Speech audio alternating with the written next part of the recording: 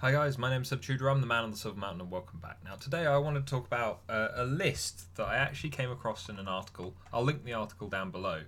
And it's more to do with, like the article itself is more to do with children. It's an article by Brad E. Sachs, or Dr. Brad E. Sachs. And it's got this list of 10 what he describes as rules of engagement and disengagement. But after looking through these, I feel like these are 10 rules that are actually just where he's pitched them more as a way of dealing with, or for parents to deal with their kids and stuff like that. I'm looking at this and I'm feeling like these are the rules the people. I mean, I've talked about things that equate to this before, but these are just very nicely put, very concisely put. Which, if we had more people just adhering to these rules, then excuse me, then we'd see much more in the way of people having to take responsibility for themselves, people having to be reasonable and resilient in the face of adversity and all those things that make you a strong person that I've talked about before, but also people just being able to have a discussion, have a discourse, no more of this no platforming crap at universities and whatever else. And so as a result, I just wanted to kind of go through these. Now, some of these are kind of like two rules that are kind of two-parters, which, you know, are interesting, the way that he's decided to do that, but you know, there we go. The first one, and this is one that I've definitely highlighted myself before, is rule one: I am responsible only for what I do and not for what you do. And if everybody is following these same rules, then everyone has to take personal responsibility. Everyone has to be reasonable and focus on themselves in a way that then allows them to slot into the rest of society, the rest of working with people, the rest of engaging with people. And you know, we've talked about this before. You know, that's fairly cut and dry. It's a good idea because you can't control other people, and so because you can't control other people, you're not responsible for them. You know, another YouTuber or whoever else who has a large audience and has a disagreement with someone else cannot directly control each member of their audience if those members of their audience decide to go off and do something stupid in that YouTuber's name. Same with celebrities, politicians, whoever else. No one is directly controlling anyone else to one degree or another. And so they're not responsible for the actions undertaken in their name, even if that's something that they have done. The next one, though: I'm not here to solve your problems for you, and you are not here to solve my problems for me. Again, this is something that I've talked about kind of in a roundabout way in regards to some of my stuff around relationships and making sure that you have a good discourse with your partner and stuff like that, where you can be responsible for certain elements of your relationship, but you shouldn't be trying to take hold of other people's problems and work through them on their behalf. You should be encouraging them to either ask for help or to work through their problems and be there to support them whilst they're doing it. But here it's just a straight up agreement that my problems are my own and I'm not going to ask you to deal with them, and your problems are yours, and I shouldn't be engaging with you on those either unless otherwise asked. Number 3: if something upsets me about what you are doing or not doing, and I want you to know that, I need to say something to you directly and not expect you to read my mind. Now, again, this is something that I've talked about before. You're not mind readers. No one is a mind reader. There are some of us that are maybe better to understand, or better at understanding human behavior so that we can make predictions.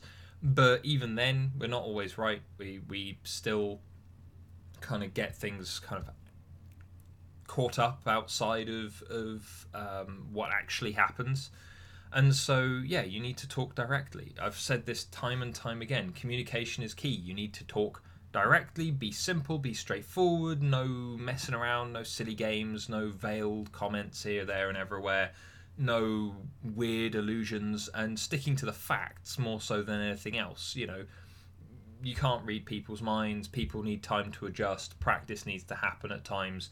certain things that you tell people are just wrong, or counterintuitive to the extent that they are not going to get on board with them. But if you're upset about it, then you need to talk to them directly.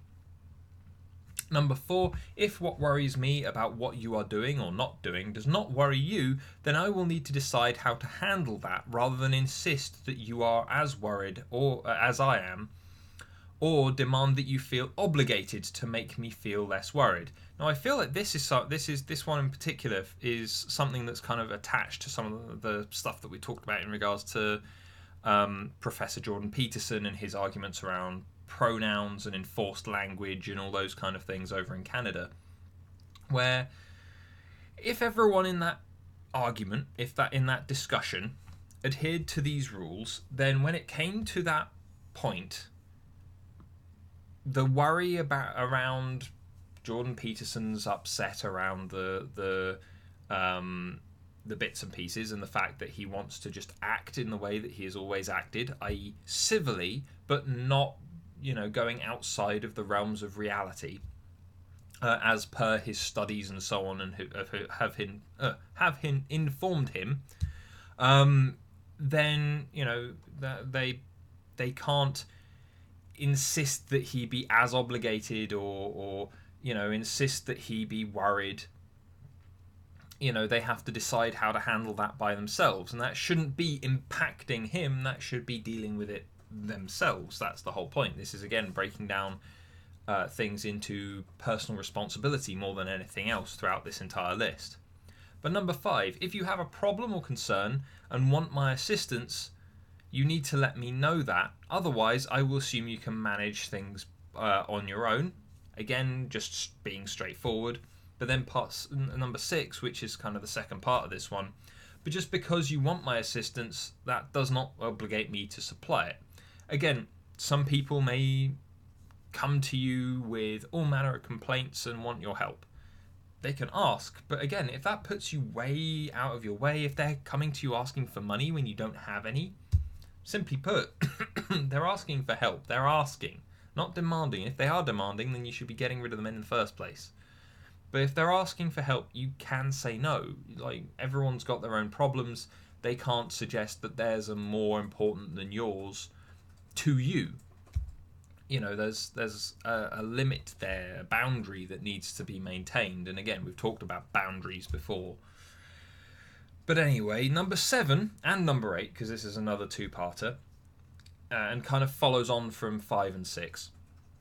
If I decide, for whatever reasons, not to offer you the assistance that you have requested, you are entitled to be angry or upset or disappointed with me, but you will still have to work it out on your own. Again, that's fairly straightforward, right? You can be annoyed that someone hasn't helped you out. Maybe especially if you've helped them out in the past. But if they can't help you and whatever else, then fine. You can feel the way you feel. No one's going to stop you. No one can stop you. That's all internal. That's all on you. But you still got to work it out by yourself. You can't try and rope me into it. But then the other side of that agreement, as part of these rules, number 8, is if so, though, I have to respect your method of working things out on your own, even if I might have done it differently myself, and allow you to live happily or unhappily with whatever consequences ensue. Which, again, you can't have a friend come and ask you for help, ask you for money, say, and then you go, no, I can't, I'm sorry. That person goes away, finds another way to cope with it, and then you come down on them like a ton of bricks because they've done it. They've managed to work it out in a way that you disagree with. You didn't help. It wasn't your problem.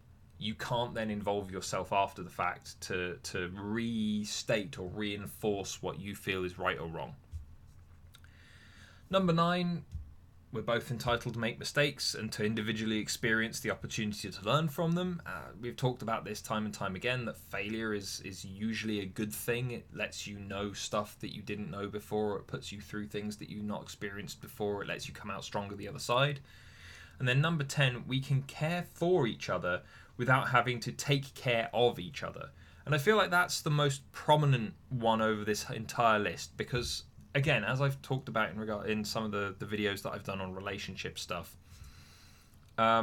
when people get together, they tend to try and claim each other's problems as much as everything else.